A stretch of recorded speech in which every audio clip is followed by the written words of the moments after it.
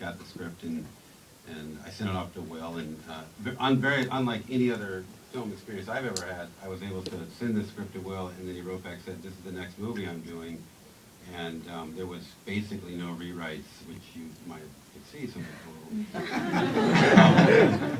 But then the next part of that process was kind of during the writing of the script. I was kind of giddy to think that I could work with my friend Matt here. We are office mates at Saturday Night Live.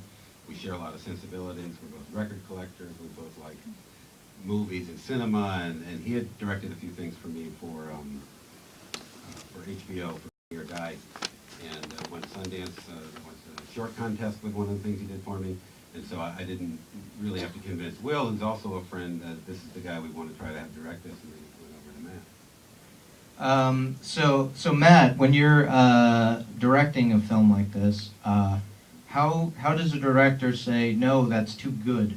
We need the acting more stilted, or we need the camera work more jerky? Well, I think we try to keep the production values good individually and then bad purposely. But a guy like Nick Offerman, who played the DA, he's I think Juilliard trained. He's like a real trained actor. And so the level was, Andrew's writing deliberate. I also come to hate comedy too. So we're trying to make it deliberately clunky and telling a guy like Nick Offerman, who's a genius actor, okay, you're a bad actor. Acting in a pretty bad script. How do you do that? So it's almost unlearning. It's like Diego, the same thing, I talked about in an interview, saying like he had to unlearn, like the character he plays is a bad actor playing that character. That's his character. Right. So it wasn't a matter of two. It's basically if stuff didn't happen, it's like, oh, that's just as good, like whatever. But there was a plan going into it. So a lot of times it's almost more work to make it bad than if you were just to put the cameras in. At least our brand of bad. Right. So a big reoccurring thing, obviously, too, was the continuity problems. So how, cigarette that's not a cigarette, the drink is gigantic, it has 12 olives in it. So how far in advance do you think that stuff out, or are you trying to... Most of that was in the script, and then we kept piling it on, and we love, in the IMDb pages where it says that may or may not be intentional. I hope ours is like spilling over like 1,000 things. Because if you watch it at multiple viewings, if we're lucky enough to have anyone watch it a second time, there's tons of stuff in there that you don't catch necessarily. Right. There's a lot of it. Yeah. So are there any mistakes that actually you didn't mean, and then in watching it you're like, oh, there's one that I know of. I'm not telling them unless I don't... Exactly. Those are spoilers. Okay, I want you to find it with the DVD pause freeze frame. So Adrian, do you speak Spanish? Yo no sé. Okay. Yeah, I do. Okay, so did all of the actors besides Will speak Spanish? Yeah, everyone. Alfred, of course, and just about everybody did. Yeah. Right. Well, this has nothing to do with that, but I was just reminded of your elongated laughing scenes. How long did you film those?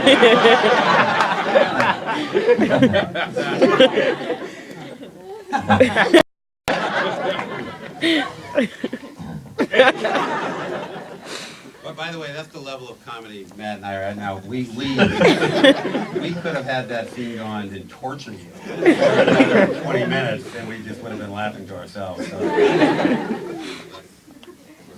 So what was the stuffed animal budget on this film?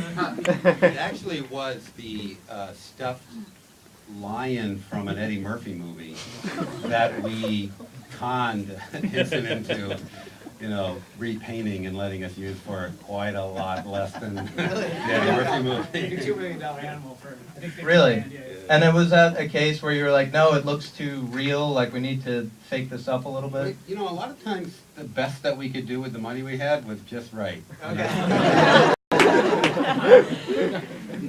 So, from what we've seen and read about Will's methods in the past, a lot of it seemed to be improvisation. Obviously, he said he doesn't speak Spanish, so this was a pretty tight script, I'm assuming.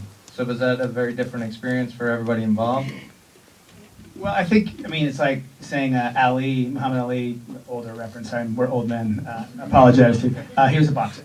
Tying one hand... He was pretty good, right? Yeah, he was pretty good. Behind his back and saying, now go out and fight. So we basically took away what Will is famous for and is pretty much the known genius of which is great though. I mean, it forced him into a certain thing that he's not used to, and Right. I think that was kind of fun for us to have to just shoot it as is and come up with stuff and make him do stuff, which is good. He enjoys forcing himself, challenging himself. He really does enjoy.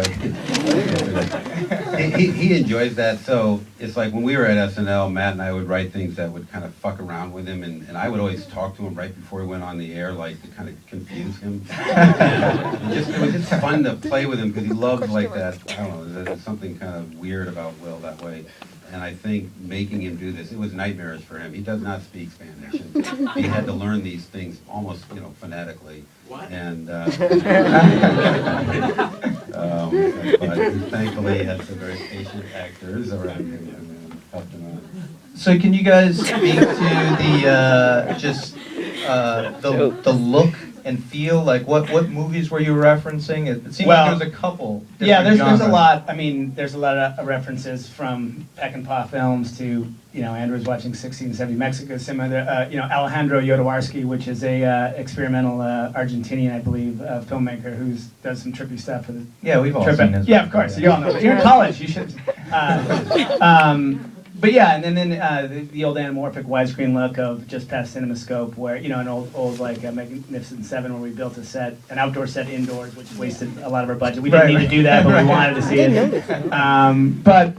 So a lot of like classic cinema, a lot of not so classic cinema, but we wanted to make those at least look good, even if the movie had a lot of problems and weird stuff to it. Yeah. So in your head, when was this movie made?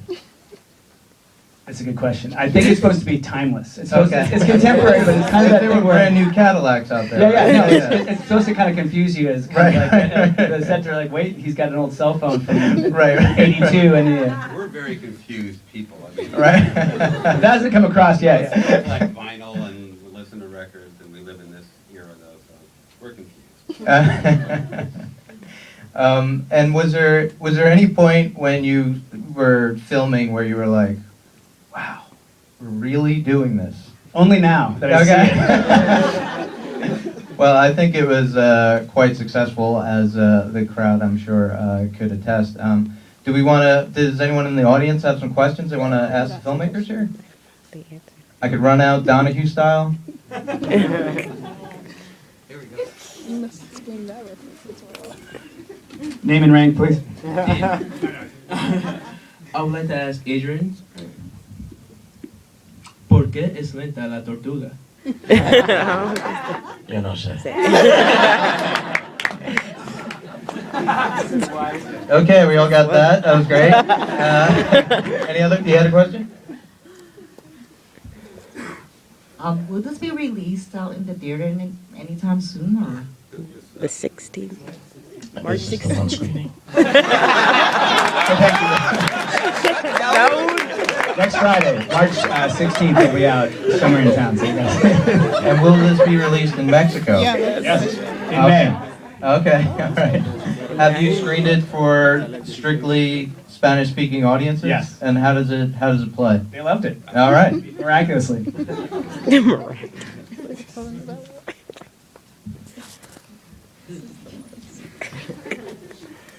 Did you film this in Cleveland, or why was the city of Cleveland thanked?